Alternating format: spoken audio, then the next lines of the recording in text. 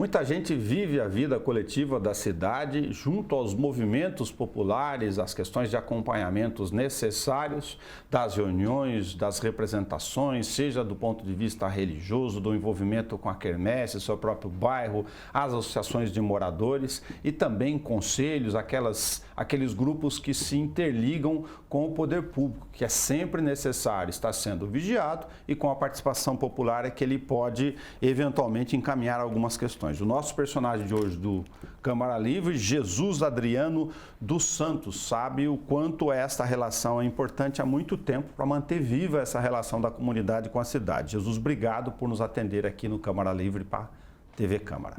Estamos à disposição, Nelson. Vamos falar um pouco de Jesus. Muito bom. Você nasceu numa passagem dos trilhos do trem, para o seu pai, né, o seu Augustinho e a Dona Maria, né? Sim. A Dona Maria que batizou Jesus. Sim. Ela acabou aqui ao longo da instalação da ferrovia à época, tendo você e mais 7 filhos, 8. Exatamente. Todos vivos, hein? Graças a Deus, todos vivos. 5 homens e 3 mulheres. Sim, todos vivos. Tem meu irmão Jorge também, foi ferroviário, está aposentado, né? E os demais, graças a Deus, estão tudo bem. Você também é ferroviário aposentado? Também sou ferroviário aposentado. Seguiu a carreira dos trilhos aí com os pais. Seguiu a carreira dos trilhos. Nunca passou pela cabeça que fosse trabalhar na ferrovia à época, né? E fomos para a ferrovia, trabalhar na ferrovia. Seus pais são daqui, Jesus? Daqui da região? Não. Eu digo, também vieram com oportunidade à época? Minha mãe, ela veio de São Gonçalo do Rio Preto, Minas. Minas Gerais. E meu pai já era aqui da região de Garça. Entendi. Né? Garça, Rio de Janeiro, para para Garça, então onde eles casaram, né? Casaram em Garça. Entendi. Você nasceu, você está registrado em Presidente Alves, mas você nasceu no meio do caminho mesmo. No meio do caminho. Pessoal, a gente tem costume de falar da linha, né? A gente nasceu ao lado dos trilhos da então noroeste do Brasil. Tá, não é exatamente em Presidente Alves, é que é o lugar mais perto para registrar. Isso, que como tinha várias estações e tinha as turmas de conserva, né, a via permanente, exatamente entre Vinícius Calmon, que não tem mais, e Guarantã. Guarantã ainda tem. É como se fosse um entreposto. Isso, como se fosse um entreposto. Entreposto. Isso. Você nasceu de parteira? Parteira. Eita, é o que tinha na época também, as condições, né? Exatamente. Hoje, só falando da vaga do hospital, maternidade de Santa Isabel, que nada, é onde deu. Onde deu, né? Graças a Deus. Graças ao pai lá e à mamãe, nós estamos aqui. Tá. Você viveu uma parte da sua infância, inclusive, em zona rural, fazenda. Isso, porque a via permanente, basicamente, ela era uma vizinha de fazendas, né? E tem uns fatos que me chamou a atenção à época. Seria, por exemplo, quando nós saímos da turma 12, vimos para a turma 9, que já perto do Presidente Alves, né? Ali no posto quilômetro 75, que não tem mais, só tem a caixa d'água lá, onde o trem passa do lado. A gente foi estudar nessa fazenda, né? E nessa fazenda, era uma fazenda de gado e café. O que o fazendeiro fazia? Ele recrutava as senhoras do funcionário da ferrovia para colher café, catar café. Então a gente, depois da escola, a gente acompanhava a mãe, né? Junto aos botava os cafezais. Botava a gente debaixo do pé de café e ia lá. Pegava café, coar café. Então a gente carpia café. Então. Aprendeu a capinar, mexer com café desse período, então. Tanto na fazenda como nos sítios, né? As esposas, né? Iam também catar algodão, apanhar, como chama, feijão, né? Feijão. A gente acompanhava a mãe. Na bagenzinha. A gente acompanhava. Enjuçar aquilo que. A gente acompanhava a mãe nesse caminhada aí, então a gente viveu muito esse tempo. Você está falando da fazenda Santa Josefina já? Santa Josefina. Santa Josefina. Exatamente. Tá. Foi lá que você fez os primeiros rabiscos com a alfabetização também? Isso. Leitura? E chama a atenção, a época, a gente tinha uniforme, né? Era uniforme. E hoje, o nosso, para levar o material, a gente tinha o tar de bornar, né? Aqueles feitos de saco, né? Bornar? Bornar. Botava os livros, cadernos, no bornar, né? Eu colocava aqui na sacola. Na sacola. Ia pra lá. E tinha aquela, vamos falar assim, educação, né? Chegar na sala de aula, cada um tinha sua carteira, quando a professora entrava, levantar o respeito à professora, cantar, né? Tinha o protocolo todo. Tinha, era muito bom, muito Cantar gostoso. o hino nacional toda semana. Sim. E o gostoso dessa fazenda, que eu gostava de ir na fazenda, era pegar o leite de manhã cedo. Tá? Então tinha a leiteira, então eu tinha lá cedinho, tipo 6 horas, 7 horas, estava lá já na mangueira lá, aí tomava aquele copão de leite lá. Coava no pano, né? Coador de pano. Era uma delícia. Mandava quentinho. E embora de Muito mandar. bom. Que boa imagem. Essas memórias de infância estão aí vivas na sua cabeça, então. Está viva e como? Para chegar na turma 9, só para você ter uma ideia, eu tinha que passar naqueles... onde colocava o café para secar. Os terreirão? Terreirão. E ao longo do terreirão tinha mangueiras, diversas mangueiras. E o dono da fazenda era muito bom. Eu só falava assim, não me taque pedra nas mangas. Eu dou para você, mas não taca a pedra. O que acontecia? Sempre tem um outro, né? É um arteiro? Arteiro. Passa, o fazendeiro não está vendo, né? Tacava a pedra. Ele não corria, não falava nada não. Só ia lá na turma, avisava o feitor, que era o que comandava. Tinha o feitor que comandava a turma. A turma de conserva, né? Avisava o feitor. Aí o feitor chamava todos os pais e falava com vocês. E eu não tinha tacado pedra. O que acontecia? Apanhava. Varinha de marmelo, né? Não era varinha de marmelo, não. Jesus? Não, o trem passageiro, aqueles carros de madeira, eles tinham aquelas correias que funcionavam o dínamo, sabe? Apanhei daquilo lá, velho. Então, tava junto, né? Tem que dar um cascudo no colega depois. Se desse o cascudo, eu apanhava dobrado, Estão levando uma correada de você aí. Então a gente aprendeu, conviveu muito, viu isso, né? E foi boa essas correadas. Dínamo, para quem não sabe, o motor que tem, né? Isso. Que mexe os movimentos das engrenagens da ferrovia, as correiona pesada. Na época da Maria Fumaça. Então, isso aí, nossa. Então passeio de trem na sua memória também, trem, ferrovia, dormente, tá no registro aí. Tem. Nós tínhamos meu papai, né? Trabalhava no Noroeste do Brasil, tinha período de férias. Normalmente era sempre final de ano. O que ocorria? Tinha as promessas, né? A mamãe e o papai eram muito religiosos, então, Aparecida do Norte. O que acontecia? Então, a gente pegava o trem lá em Ministro Calmon, Maria Fumaça, né? Que a mãe falava assim, mantenha a janela fechada. Eu gostava de chegar no trem, abrir na época era o trem, fazia curva, né? Maria Fumaça.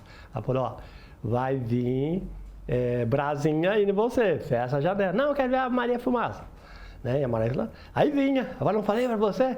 E minha mãe chamava de Nenê, meu apelido era Nenê, em casa era Nenê. Nenê, não falei pra você. Essa janela, Nenê. A gente vinha, olha só que história, né? A gente vinha de Ministro Calmon até Bauru. Aqui em Bauru, acho que era para ser... Estava escrito nas estrelas, vamos dizer assim. Tá. Aqui em Bauru tinha Curuçá. Curuçá, nós tínhamos lá o compadre dos meus pais, né? Então, o que a gente fazia? Para não ir direto para Aparecida do Norte, a gente ia pernoitar aqui em Curuçá, onde tem um centro espírita até hoje, que era o seu Raimundo, eu esqueço agora o nome da esposa dele, deve estar falecido já. A gente pernoitava ali, descia de Coreinha, pegava aqui na Galha Central a FEPASA, ia para a Estação da Luz para descer na Aparecida do Norte. Ia de trem, voltar trem, não pagava nada. Poxa vida. Passava aqui, daqui de Bauru, da estação ferroviária, aqui pertinho da onde a gente está gravando. A gente está no prédio da Câmara, lá no centro, onde está o estúdio. São Paulo, Estação da Luz, de lá de trem para Aparecida do Norte. Tudo de trem. Então era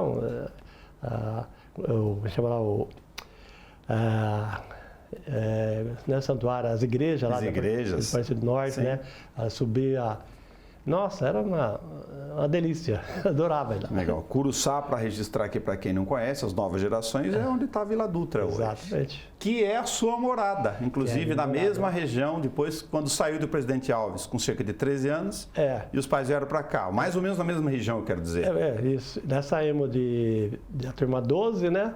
Viemos para a turma 9, onde eu fui lá estudar na fazenda.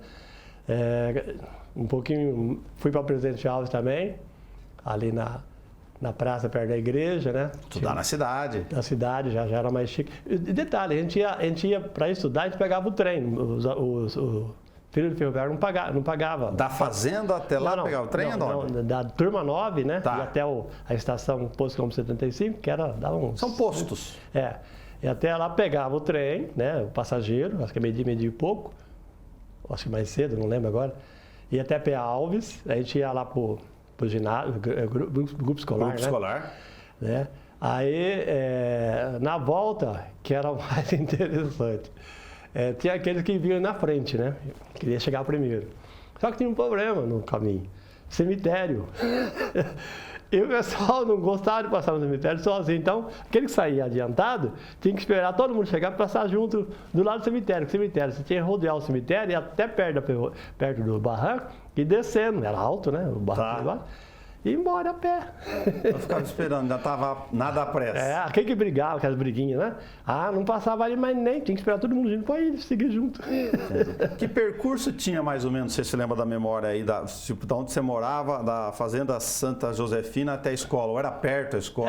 Já era uma colônia? A fazenda até na época, a turma 9, vamos colocar, acho que dava uns 4 quilômetros, mais ou menos, né? Fazer a pé, na Canela? A Canela.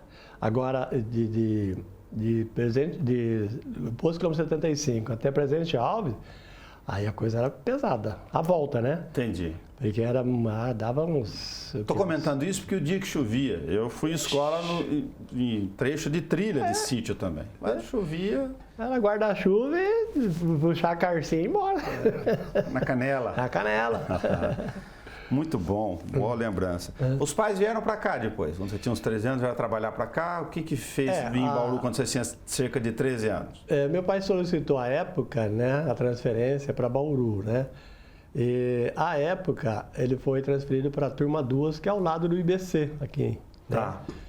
E aí o papai trabalhou muito tempo ali, foi onde eu...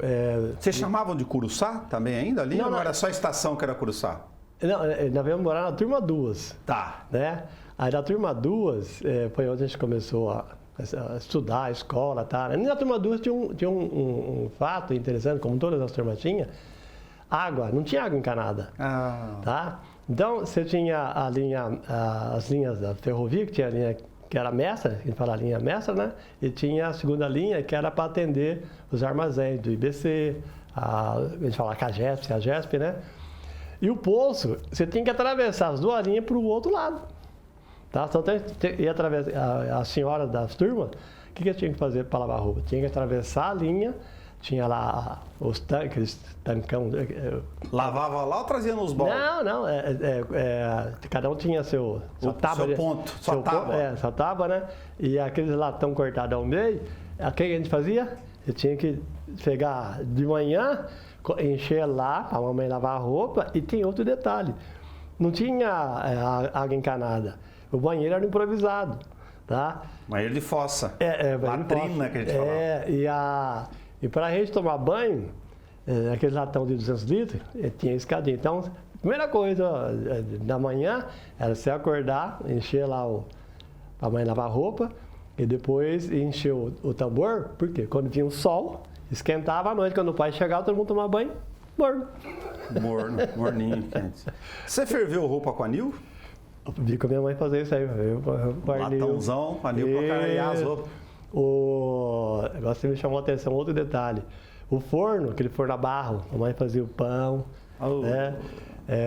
Tem que buscar alecrim, né? Cortar alecrim no mato. A bananeira, para colocar lá, a folha de bananeira. A folha de bananeira. Nossa, então essas coisas a gente... Lembrava do anil de ferver que não pode misturar as roupas coloridas com as brancas. Manchava. E na turma 9, turma 12, tinha muita plantação, né? Uma coisa que a Ferrovia Noroeste incentivava era fazer horta, né? E ter criação. Tinha muita criação. Podia criar galinha, porco. Então, quando... Mandiocazinho, tinha mandiocal. O que mais tinha... Pé de milho, se precisasse. Tinha, era uma fartura. E como não tinha geladeira, aquelas latas de banha, gordura? Banha, 20 litros, né? Isso. matava lá o galinho, o porco, colocava lá dentro. Ficava conservado na banha. Era uma delícia. Na banha mesmo, né? É. Na banha. Como mudou o tempo, né? Olha os tempos de hoje. Falar hoje de colesterol. Diet não existe.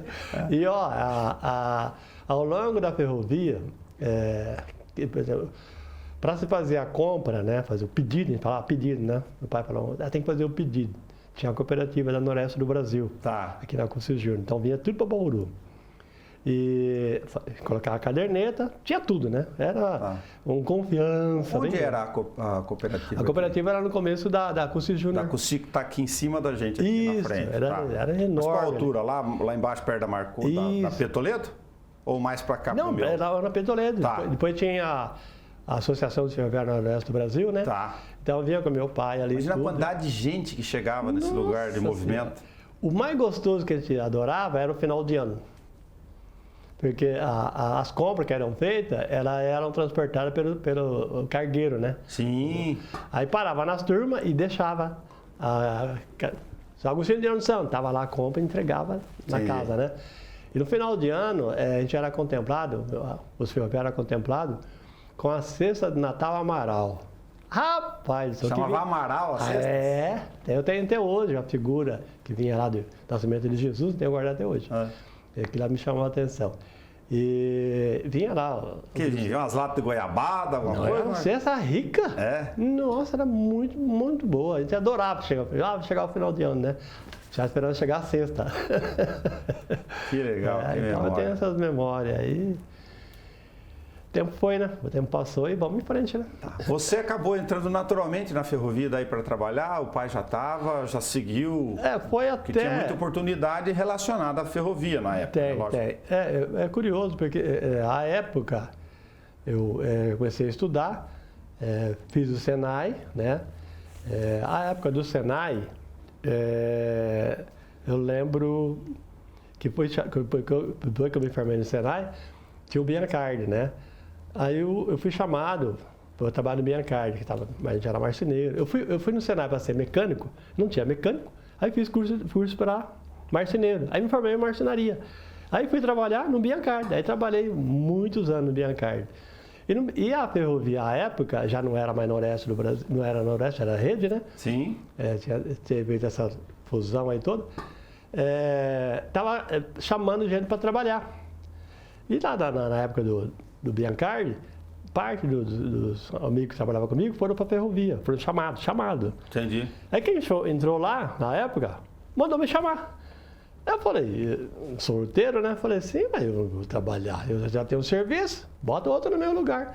Rapaz, eu fui lá na ferrovia à época, eu lembro que o São Nicolau, né, que era o chefe da seção que eu ia trabalhar, eu falei, mas eu tenho um serviço, né? Bota outro no meu lugar. Sabe o que ele falou para mim? Filho, vou dar uma semana para você pensar. Se você não quiser, bota outro no seu lugar. Aqui, quanto mais velho fica, que nem vinho, quanto mais velho, mais gostoso é.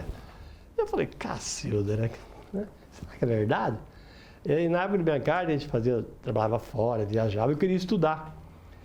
Aí foi chegando assim na sexta-feira, eu tinha uma semana, né? Que ele foi me deixando meio curioso, né? Aí eu cheguei no Biancardi, o Biancardi da época, né? Falecido já. Falei, Biancardi, a Noroeste, a Rede me chamou e acho que eu vou. Ele ficou emocionado na época. Ele falou, Jesus, eu não vou te segurar. Vai. Se não der certo, as portas estão abertas. Rapaz do céu, olha o que virou. Fui para a ferrovia. Graças a Deus, fizemos boas amizades lá dentro. Sim. Cumpri meu papel. Você foi como marceneiro? Fui como marceneiro. Fui como marceneiro. E a época era reparação de carro de madeira, né? Aí depois veio a construção de carros metálicos. Né? A gente foi efetivado, né, dentro da ferrovia. Você aprendeu tanto com o ofício que você já tinha, a formação no Senai, que era de madeira, lidar com madeira nos carros, que era muito serviço. E muito serviço. Né? Que é da rede toda, quem não sabe aqui tinha. Tinha, então a gente... milhares de passageiros. Nossa, o que tinha de... E depois com metal. Foi com metal. Aí foi editoriando, foi acabando tudo, né? Foi onde a gente... veio a fase sindical, né? Sim. Eu lembro que aí na ferrovia tinha lá CIPA, né? Sim. E eu lembro que o senhor Nicolau, na época, né? Tinha uma cultura, quem participava da CIPA era só chefe. Tá. Né? E ele vendo a minha disponibilidade assim, acho que ele foi um pouco a minha cara, falou, você não quer participar da CIPA? Eu falei, o que é CIPA, né? Deu uma de João sem braço, né? É assim, fui. Ai, Nelson, eu fui participar fui lá, fiz a minha mensagem lá para ser candidato, né? Rapaz, ganhei estourado. Primeira reunião, chegou lá, cafezinho aqui, cafezinho lá. Falei, mas já acabou a reunião? É. Você quer reunião da CIPA? É. Rapaz, você arrumou tanta confusão. Mas foi no bom sentido. Como é que faz prevenção de acidente? Rapaz, mas foi assim, tentando organizar os ferroviários ali, os companheiros, tudo, né? Escuta, você tem o seu Augustinho com a dona Maria, seus pais, lógico, 8 filhos, sim, entre os quais você. 5 homens e 3 mulheres. Os outros também foram ferroviários? Alguns sim, outros tem não? O meu irmão, né, o Jorge, né, que trabalhou na ferrovia, nas diesel, depois foi para a serraria, ele também aposentou. E tem o Donizete, que trabalhou, não dentro da ferrovia, provavelmente dito, mas numa empresa que fazia a lavagem dos carros, lá do restaurante La Mantina, a época lá, né? Então, esses 3 aí que ficaram. Que legal. E eu casei com um filho ferroviário. Então, mas eu não vou deixar de... Você casou com filho ferroviário, eu não vou deixar de registrar aqui, você sabe disso, que você casou com 33 anos. Jesus se casou com 33. Com 33. Com 33 anos, 33. Mas 33, né? Então. Nossa, mas o tempo passa aqui. É a idade de Cristo. Então. E minha esposa tem a mesma idade minha, 33 também. Então. Quer dizer, a época, né? Tá. Foi natural você ir se engajando, depois participando de movimentos populares, associações de moradores ao longo do tempo? Vamos tentar ajeitar o bairro aqui, tá faltando não sei o que na Vila Dutra, vamos mexer na Vila Industrial. Eu acho que, tenho certeza que me motivou bastante foi primeiro dentro da ferrovia, vendo que a gente precisava se planejar melhor. Tá. Aí depois, com o advento de Curuçá, a gente começava a ver épocas eleitorais, candidatos se comprometendo a vender as casas da ferrovia lá no bairro, sabe? Até então, a época, eu era coordenador da comunidade jovem. Tá. Até foi um fato interessante, comunidade jovem, né? Quando eu comecei a trabalhar, a participar mais com os jovens. Final de semana, era assim, você saía sexta-feira para as noitadas, só voltava no domingo, né? E um belo dia, até a pessoa que me convidou para participar da comunidade jovem, eu menti. A época, chama Carmen, até lembro esse fato. Eu chegando na vila, assim, no domingão, né? Ela falou, o que você faz final de semana, né? Falei, não tem nada para fazer, né? Você não quer vir participar da comunidade jovem? Eu falei, vou. Rapaz do céu, olha o que virou. E para as quermesses. Aí foi quermesse. De base, encontro de jovem. Quase virei padre. Quase virei padre, onde eu quase virei padre. Quase que diácono? Diácono. O Padre Almir, a época que era o nosso... Diácono que tem várias celebrações que ele faz. Isso, o padre. Então, o Padre Almir, que da São Benedito, que dava para fazer a missa lá na Capela São Pedro, né? E comunidade jovem. Tá? Nossa, a briga que a gente tinha com o Padre Almir é a briga assim, mais no sentido tinha lá na época... as comissões lá, né? Era meio durão, né?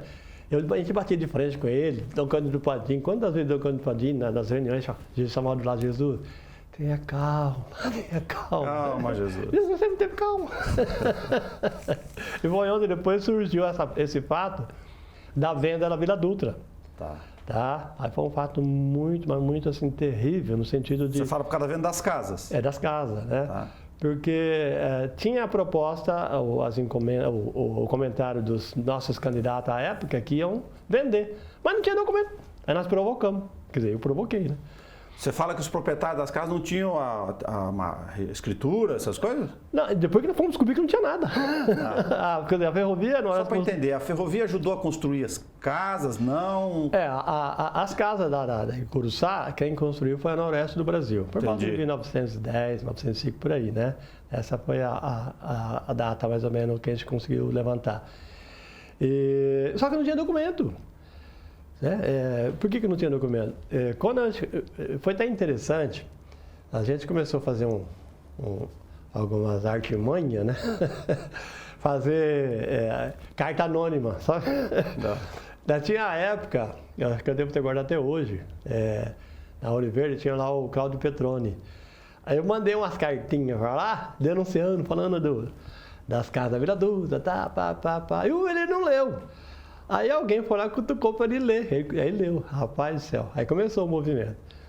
Aí começou a aparecer a tarde Refer, que era para ver a parte social da ferrovia, dos ferroviários e tal. A gente adorou, né? Todo mundo vai para Refer.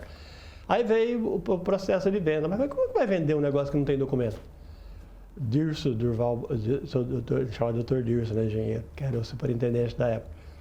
Falei, como é que vocês vão vender uma coisa que não tem documento, não tem nada de registro? As casas, você passava lá até hoje, algumas casas, os terrenos enormes. Sim. Então, onde meu pai morava, onde a gente morava, dava tanto que tem 2 casas lá, basicamente, dava 2 casas. Eu falei, o senhor garante onde o meu pai está, que ele vai comprar, é aquilo lá? Garanto, mas cadê o documento? Cara, eu não sei como é que eles conseguiram, mas fizeram uma documentação rapidinha. Né? Eu trabalhava na oficina, eu lembro que o engenheiro da época, como é que ele chamava? Daqui a pouco eu lembro o nome dele. Chamou o motor, ligou para a minha seção, meu chefe falou assim, para você ir lá na superintendência, né? Falei, eu na superintendência? E na superintendência era bucha. Era alguma coisa que tinha aprontado e já ia puxar sua orelha, né? Arieta, era o engenheiro Arieta.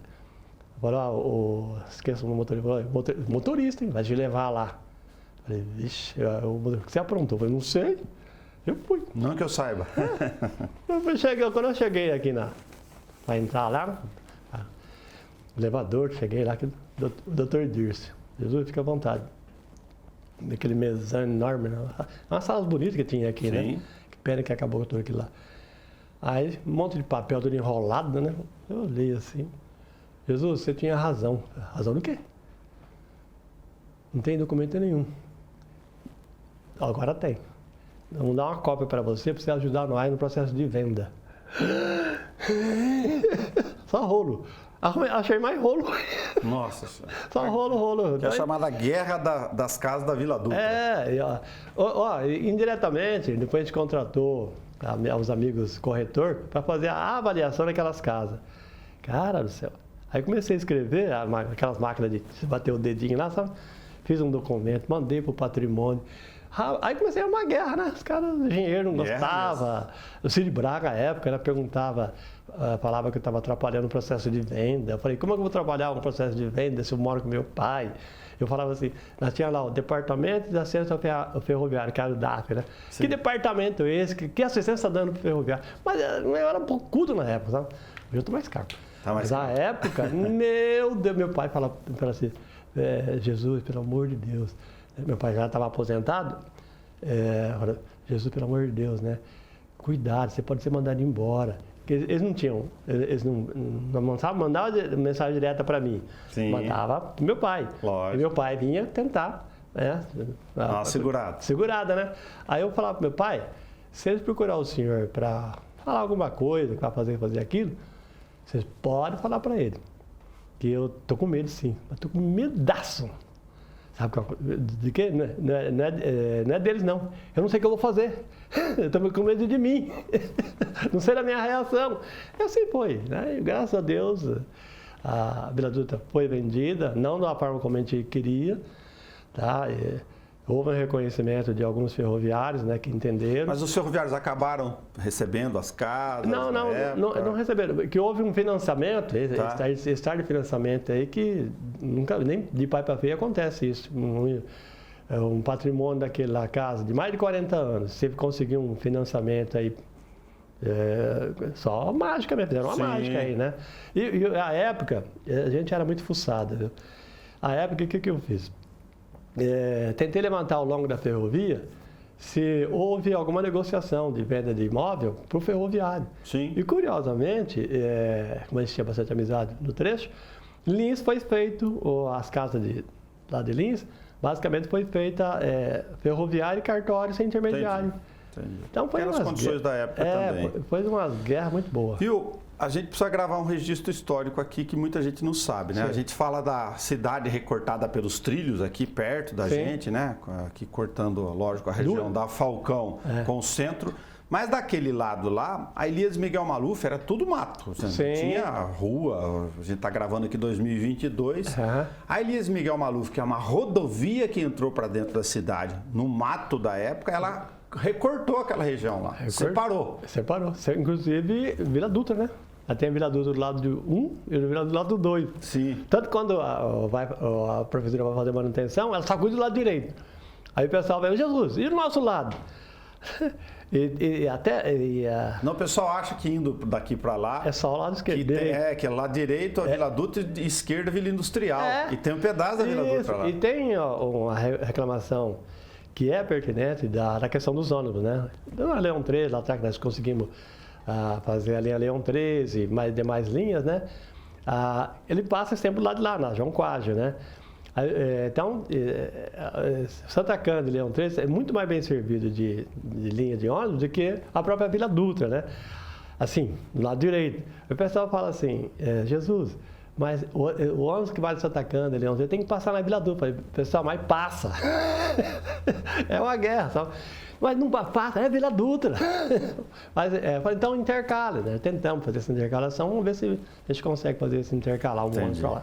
Mas você fala de luta, a luta da questão da Elias Miguel Maluf, de ajustar, arrumar aquilo lá, já tem... Começou nos anos 65, 60, né? Quando o DS implementa aqui, vai fazer uma continuação, vai fazer uma rodovia, fez e tem que calar a boca, né? Mas nós não estamos calados, não. Estamos cutucando aí, mexendo no pauzinho, né? Muito tempo, né? Para ajustar aquilo. Porque o que chamou a atenção foi no governo Rodrigo Agostinho, foi quando o governador Geraldo, né? Geraldo Alckmin. Falou para o prefeito na época, Agostinho, falou, faz o projeto que a gente faz, que tem que fazer e passa para a prefeitura. Foi onde nós conhecemos a Andréia, né? A Hortolani, estava terminando a faculdade e precisava fazer um TCC dela, né? E a Andréia foi bem assim, perspicaz, né? E vendo as lideranças da região, trombou com Jesus, trombou com a André trombou com Jesus. Não deu outra, né? Ela fez o projeto, aí veio aquela... Como que vai fazer para esse projeto chegar até o Estado? Não podia chegar direto, tinha que ser através da prefeitura, né? Sim. Aí fizemos toda uma programação para que a coisa ficasse documentada. Se entregar por entregar, hoje ninguém ia saber que tem projeto e se não chegou, porque não chegou, então nós estamos nesse impasse até hoje, né? Que já era para definir. Ela que fez a questão do abairramento também, né? A gente gravou, tem uma matéria aqui. São outras situações também, né? Graças a ela também, que a gente vai vendo os gestores que vão chegando, vem com a proposta e quando chega no topo, né? Esquece de olhar para baixo, ou seja... Então, isso aí foi motivando a gente e a Andréia foi e é assim pra gente um incentivo, né? Para mim, eu enquanto liderança, eu me espelho muito, procuro muito ela, muita orientação. A própria Tânia também, que foi da prefeitura, né? Sim. Nos procura. Agora precisa mais gente participar, né? Precisa, né? As lideranças... Gerações novas aí tem que entender que tem que passar o bastão, tem que organizar, né? Tem. E eu acredito agora, a pandemia deu uma segurada aí, e o censo, né, que era para ter já acontecido, né? Com o censo acontecendo, a gente crê que vai ter que capacitar as lideranças. Novas lideranças têm que acontecer. Entendi. Tá? Então, vai ser um momento. Nós estamos aí buscando, se Deus quiser, dar essa contribuição. Uma parte dessa discussão passa, por exemplo, da audiência pública que você veio, mas você já está no tempo da escola e do parlamento, que é uma forma de fazer capacitação desse pessoal. Né? Fazer capacitação. Porque o que a gente pede, agora nessa gestão da Sueli, a SEAR, que é a porta de entrada, né, de reivindicação das associações, tive uma reunião agora recente, né, dia recente lá no gabinete, com a CACEAR, onde a gente procurou fazer ver que é 1 ano e 3 meses. Está parado. Opa! Está tudo parado, as lideranças estão cobrando e com razão. Nós temos aí, você acabou de colocar a questão do abairramento, né? Isso. O censo precisa de ser capacitado. Tem o plano diretor, que está uma bagunça, vamos dizer assim, né? Na época da Letícia, a gente fez uma série de colocações que a gente não aceitava contratar uma empresa, sendo que nós temos um todo aqui para fazer o que tem que ser feito, né? Foi pago, contrataram. Então, isso deixou as lideranças bastante assim, preocupadas. E estamos preocupados até hoje, né? Parte das lideranças que a gente observa aí tem reclamado nas mídias sociais, aí, nas redes sociais, né? A gente tem visto. E fiz uma cobrança muito severa para cima da SEAR, sobre o papel dela, bauriação, orçamento participativo, o LOAS também, o CEPLAN, está muito, sabe, eu acho que a escola do parlamento, da audiência que houve, né, nós, quando pedimos para a André preparar um material sobre a questão SEAR, né, aquela Sim. audiência da SEAR, nós protocolamos, pedindo aqui para a Câmara que buscasse aí fazer a escola do parlamento, né?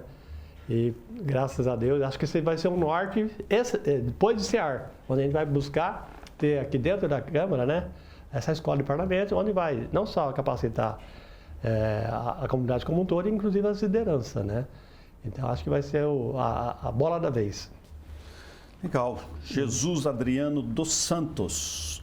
Muito obrigado por ter atendido o nosso convite aqui para esse bate-papo. A gente conversa há bastante tempo, acompanhando de uma forma ou outra a vida da cidade, né? Você é líder comunitário nato, tá? Ligado com as coisas, mas a gente tinha sentado ainda. Assim, eu fiquei muito feliz, né? Eu fiquei feliz de você ter feito o convite e até me policiar, porque eu falei, peraí, mas vou para 70 anos, filho. Eita! Eu comecei a olhar minhas coisas lá, então, tem tanta coisa lá, mas sim. Vou jogar fora isso aqui. Não mexe aí, pelo amor de Deus, né? Você tem coisa aí que... Mas deixa quieta minhas coisas aí, no meio dessas coisas, você não mexe nas minhas coisas. Deixa a história registrada. Então, o que a gente tem, né, naquela região é deixar registrado tudo que a gente conseguiu de material físico, de matéria, né? Para que as gerações que possam vir futuras entendam, né? Que o bairro não foi assim, achei que está tudo lindo, maravilhoso. Não, tem muita coisa, tem muita história ali, né? A última das histórias que querem derrubar é a caixa d'água, que é uma história. Querem tirar o elevado de lá. É elevado mesmo, né? Igual do observatório. Tiraram a seringueira, tinha uma seringueira centenária, não precisava ter tirado para fazer o Espectro Filho lá, né? Não precisava fazer aquilo lá, já tinha projetos que dava para preservar. Espectro Filho é o estádio distrital lá da Vila Dutra. Tem um chão mais duro que já joguei bola na Várzea. Onde o Pelé jogou. Onde nasceu a história do Pelé, o nome Pelé nasceu ali. Inclusive a caixa d'água, que ele pergunta, tá lá a caixa d'água ainda? Muito bom. Então perdemos essa seringueira. A estação Curuçá, que era na linha mestra, que era a Vitória Estreita, né? Que chama, onde é a oficina Curuçá, né? Hoje, é o que foi resgatado, que mantiveram na segunda linha. Até lá, não está reformado, mas está lá, está tombada. E não querem tombar a caixa d'água, que é o único marco que representa, né, a nossa Curuçá. Então, a gente está, já fizemos algumas incursões aí junto ao DAI, falando da importância. Fizemos chegar até o gabinete da prefeita. Entendo que ela assinou lá uma demolição errônea, dá tempo de corrigir. Tudo bem, nós vamos ter lá mais de 440 imóveis sendo construídos no ano que vem. Precisa de água? Precisa. Precisa fazer reservatório? Precisa. Mas por que tem que derrubar? É história. A história se vai, em nome do progresso, tudo bem, mas vamos preservar o que dá para preservar. História... questão de 2 semanas, nós perdemos mais um ferroviário de 80 e poucos anos, né? É uma história que foi embora. Claro. Né? E a gente quer que outras gerações, quando forem aparecendo, entendam a importância de se preservar aquilo que é o seu patrimônio, né? Obrigado por compartilhar sua com a gente. Estamos à disposição. Câmara Livre de hoje conversou com Jesus Adriano dos Santos, lá da Fazenda Santa Josefina, com embornado, pelote de mamona, na mão com estilingue. Estilingue, por aí. Atiradeira para alguns. Aqui para nós na TV Câmara. Até o nosso próximo encontro.